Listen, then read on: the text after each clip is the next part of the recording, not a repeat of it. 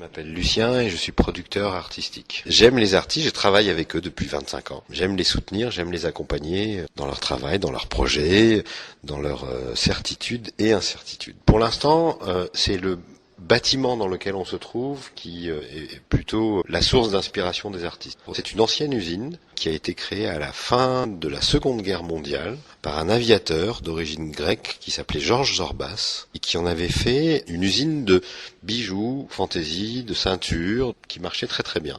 Et puis au tournant des années 70, il invente un jouet extraordinaire qui s'appelle The Invisible Dog, qui est une laisse rigide assortie d'un petit harnais au bout et sans chien.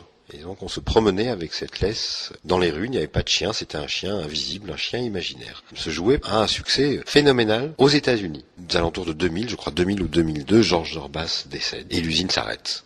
Tout à fait par hasard, j'ai découvert ce bâtiment-là, j'ai eu un coup de foudre.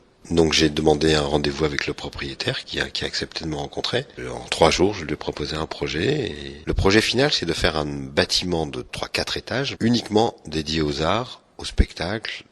Les New-Yorkais sont extrêmement positifs. On ne rentre jamais déprimé chez soi parce que quelqu'un vous a dit « Oh là là, vous n'y arriverez pas ». Même si quelquefois le soutien des gens n'est finalement qu'un soutien de façade, juste pour vous faire plaisir, mais c'est toujours bon à prendre. On apprend à être extrêmement positif alors qu'en France, on est quand même particulièrement négatif et de plus en plus. C'est sûrement une des raisons pour laquelle j'ai décidé de quitter la France quelque temps. Mais bon, et puis New York, je crois que c'est aussi un mythe, quoi. On a envie d'être ici parce que on en rêve, on connaît cette ville, quand même, on la connaît très très bien, même quand on n'a pas mis un pied. Pour qui a lu Paul Auster, par exemple, en France, tout à coup, quand on se retrouve à Brooklyn, on comprend beaucoup mieux ce qu'il raconte.